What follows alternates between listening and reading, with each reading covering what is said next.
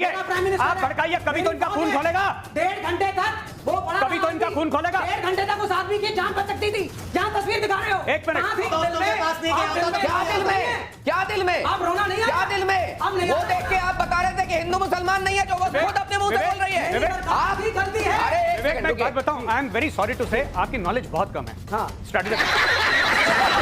ये पहाड़ आप देख रहे हैं ऊपर, ये लाल वाला जो एरिया है ये विवेक जी के आकाओं ने कब्जा कर रखा है। अच्छा, राजस्थान कोई पहाड़ नहीं है, प्लेन है। मैं जैसलमेर गया, ये खबर मिली कि वहां से स्मगलर आए हैं। मैंने बीएसएफ के ऑफिसर से पूछा, जो उनका सीनियर ऑफिसर था, कमांडेंट था।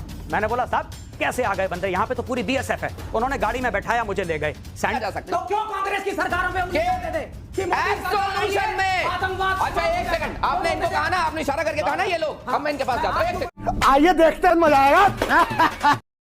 नमस्कार दोस्तों, स्वागत है आप सभी लोग का द हिंदू डिबेट के एक और नई कमाल की डिबेट वीडियो में। तो दोस्तों आज का डिबेट बहुत ज़्यादा खतरनाक और बहुत ज़्यादा धमाकेदार होने वाला है। तो दोस्तों डिबेट को मिस ना करते हुए डिबेट को लास्ट तक जरूर से देखिएगा। तो दोस्तों बात कर लेते हैं डिबेट के बारे में। तो दोस्तों डिबेट में होने जा रहे हैं, आज की डिबेट में होने जा रहे हैं गौरव आर्य और विवेक श्रीवास्तव। जी हाँ दोस्तों, विवेक श्रीवास्तव जो कि कट्टर हिंदू के विरोधी हैं। जी हाँ दोस्तों, जो हिंदू हैं उनके विरोधी हमेशा ही रहते हैं। और इस समय पे ये पहलगाम अटैक का चल रहा है, तो इसी के ऊपर ये डिबेट होने वाला है, जिसमें कि जो मतलब अपने विवेक श्रीवास्तव होते हैं वह कई सारे सवाल उठाते हैं कि वहाँ पे जहाँ पे तो टेररिस्ट आए थे वहाँ पे सेना क्यों नहीं थी, बहुत सारी बातें। और इसका जवाब देते हुए गौरव आर्य खूब बढ़िया से बजाते हैं। तो डिबेट को ना मिस करते हुए डिबेट को लास्ट तक जरूर से देखेगा। एंड वीडियो अच्छा लगे तो कुछ नहीं करना है, उस वीडियो को लाइक करना, चैनल को सब्सक्राइब करना है, एंड वीडियो को ज़्यादा से ज़्यादा मात्रा में शेयर करना है। सब्सक्राइब करना, शेयर करना बहुत ही ज़्यादा मस्ट है, तो आप सभी लोग जरूर से कर दीजिएगा। एंड दोस्तों चलिए अब हम लोग मेन डिबेट को स्टार्ट कर लेते हैं। एक मिनट, आप क्यों नहीं भड़काते लोगों को? आप क्यों नहीं भड़काते लोगों को? आप क्यों नहीं भड़काते लोगों को? मेरी सरकार है, आप भड़काइए, आप भड़काइए, कभी तो इनका खून खोलेगा। 1.5 घंटे तक वो पड़ा, कभी तो इनका खून खोलेगा। 1.5 घंटे तक उस आदमी की जान बच सकती थी। यहाँ तस्वीर दिखा रहे हो, एक मिनट, मैं आपको बताता हूँ, मैं आपको बताता हूँ। एक मिनट, मैं आपको बताता हूँ। देखिए सुनिए, घंटे में आने का मतलब विवेक सुनिए, एक मिनट विवेक, मैं आपको एक बात बताता हूँ। आपको नहीं पता टेरेन के बारे में तो जान लीजिए, मैं आपको बता देता हूं इसका logical explanation. So then why are you sending? वो क्या कह रहे हैं, बीच में मत टोकिए, आप अपनी बात फिर करिएगा। एक मिनट विवेक, एक सेकंड शांत रहिए। मैं आपको बताता हूं हुआ क्या, और मैं आपको प्रैक्टिकल चीजें बताता हूं। बात यह है कि मीडिया में यह डिस्कशन चल रहा है पिछले 2-3 दिन से, जब से यह हुआ है, ये अफसोसनाक टेररिस्ट अटैक।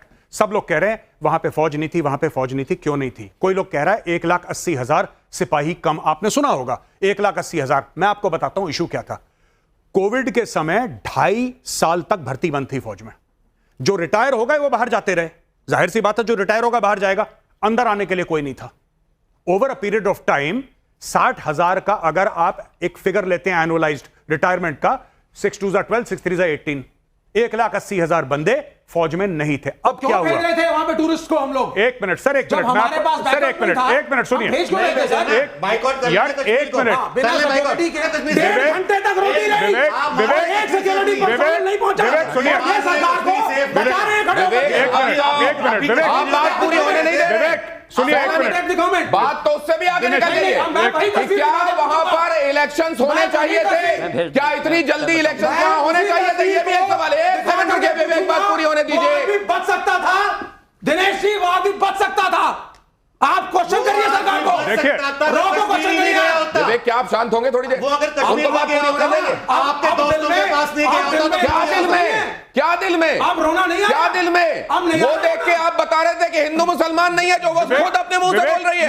आपकी गलती है। अरे एक विवेक, सेकंड मैं रुकिए। बात बताऊं, I am very sorry to say, आपकी नॉलेज बहुत कम है स्ट्रेटेजिक मामलों में। मैं बहुत अच्छा है सर, कॉमन सेंस छोड़ दीजिए। एक मिनट, आपकी नॉलेज बहुत कम है आपकी।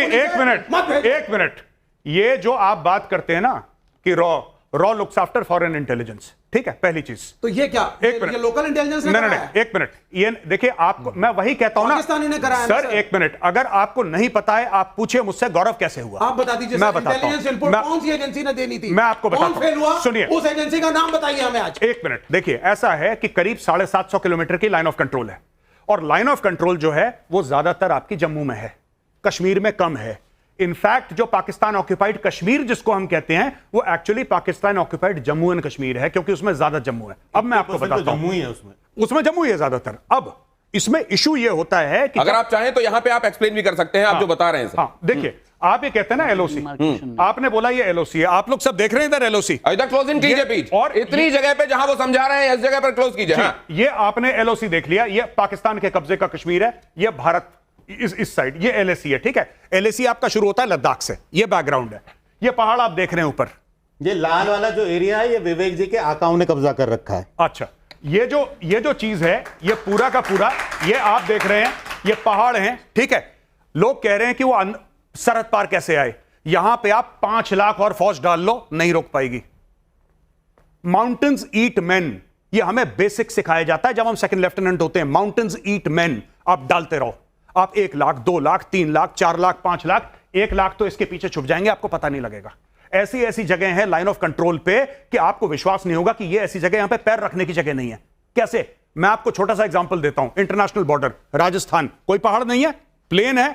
मैं जैसलमेर गया, यह खबर मिली कि वहां से स्मगलर आए हैं। मैंने बीएसएफ के ऑफिसर से पूछा, जो उनका सीनियर ऑफिसर था, कमांडेंट था। मैंने बोला साहब कैसे आ गए बंदे, यहां पे तो पूरी बीएसएफ है। उन्होंने गाड़ी में बैठाया, मुझे ले गए। सैंड ड्यून्स होते हैं, रेत के पहाड़, ये पूरा फेंस है, इलेक्ट्रिकल फेंस है पूरा। कोई आएगा, बिजली से झटका लगेगा, मर जाएगा। मैंने बोला फेंस लगा हुआ है, कह रहे मेजर साहब मेरे साथ आओ। अपनी गाड़ी में पर्सनली बैठा के ले गए। रातों रात सैंड ड्यून शिफ्ट हुई, वो सैंड ड्यून ने पाथ बना दिया, नीचे दब गया पूरा फेंस, लोग पैदल चल के आ गए भारत के अंदर। अब बताओ क्या करना है? आप नहीं कर सकते, आप टेरेन से नहीं लड़ सकते। अमेरिकन आर्मी नहीं लड़ सकती, इंडियन आर्मी नहीं लड़ सकती, Chinese army, you can not fight against terrain. तो ये हमारे एडवांटेज है, यही तो हमारी सुरक्षा भी है एक तरीके से सर, हमारा शील्ड भी है ये शील्ड है, लेकिन ये शील्ड इंडिविजुअल्स के लिए नहीं है, ये शील्ड फौज के लिए है। जब आप बोलें कि साहब पूरी की पूरी बटालियन जा रही है या गाड़ियां जा रही हैं, तब आप कह सकते हैं कि नहीं, इन पहाड़ों पर गाड़ियां नहीं जा सकती, इंसान को पैदल जाना है।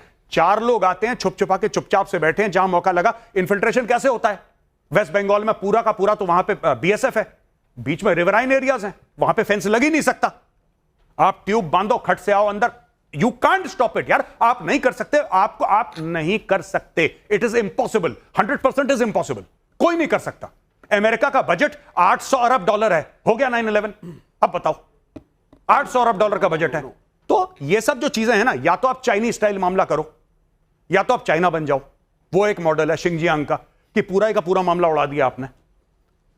जो चाइना करता है विगर्स के साथ, या तो, और वो भारत में हो नहीं सकता, ना वो होना चाहिए, ना वो होना चाहिए, वो बात गलत है। तो देखिए, तो ये अगर मान लीजिए अभी किसी समय जब भारत उपयुक्त समझता है जी, उस समय अगर यहां पर ये असल में तस्वीर ये ज्यादा अच्छे से समझा रही है जी। अगर मान लीजिए हम अपनी एलओसी को यहां हॉट करते हैं जी, तो इसके रेमिफिकेशंस क्या होंगे? अगर हम ये एलओसी खोल देते हैं, अगर हम अपनी गन्स खोल देते हैं, तो इसके 2-3 रेमिफिकेशंस होंगे। पाकिस्तान को डर लगेगा कि भारत अंदर आने वाला है, चाहे भारत अंदर जाए ना जाए, चाहे भारत पीओके में जाए ना जाए। सबसे पहले पाकिस्तान यह करेगा कि जो ड्यूरन लाइन का इलाका है, ड्यूरन लाइन बॉर्डर है अफगानिस्तान और पाकिस्तान के बीच में। मोर्टाइमर ड्यूरन एक अंग्रेज था जिसने ऐसी लाइन खींच दी, वो तब से बॉर्डर हो गया, जिसको अफगान नहीं मानते, राइट। और पूरी पाकिस्तानी फौज, I mean literally 30 to 40% of Pakistani army is deployed along the Durand line, including levies, including rangers, सब लोग वहां पे हैं, ठीक है। अगर आपका लाइन ऑफ कंट्रोल पे प्रेशर आता है, पाकिस्तान वहां से अपनी फौजें उठा के यहां पे डालेगा, क्योंकि उसको इंडियन इनकर्जन लगेगा कि अब हिंदुस्तानी आ गए। तो उधर टीटीपी क्या करेगा? टीटीपी, हाँ, टीटीपी हैप्पी दिवाली करेगा वहां पे। टीटीपी क्या करेगा? रोज मारेगा उनको, अभी भी मार रहा है। इसलिए तो मैं कह रहा हूं, इसीलिए मैं चिल्ला चिल्ला के सारे टीवी चैनल्स पे कह रहा हूं कि लाइन ऑफ कंट्रोल हॉट। आपको कुछ करना नहीं है, आपको यहां से सिर्फ बोफोर्स खोलनी है। उनका नीलम झेलम डैम है 30-35 किलोमीटर दूर, आप मारो वहां पे बोफोर्स, उनका डैम तोड़ दो। Why hasn't the government acted till now? Government did act, इस पे हुआ है, नीलम झेलम पे गोले गिरे हैं बोफोर्स के, आज से 3-4 साल पहले। ये आपकी लॉजिक के हिसाब से तो जी, वो बड़ा एक क्वेश्चन मार्क होता है साहब। मोदी साहब आए तब से टेररिज्म रुक गया, आतंकवाद समाप्त हो गया। आप कह रहे हैं आतंकवाद रुक ही नहीं सकता, क्योंकि मैंने आतंकवाद रुक सकता नहीं बोला मैंने। फिर आपने क्या बोला? मैंने ये बोला कि किसी भी देश में, हाँ, नहीं आप इसकी बात करिए। मैं सुनिए, मैं आपको स्पेसिफिकली इसी की बात बता रहा हूं। Can we stop infiltrators or not? No country can stop it. China can't stop it. No no, I am not talking about China, don't again.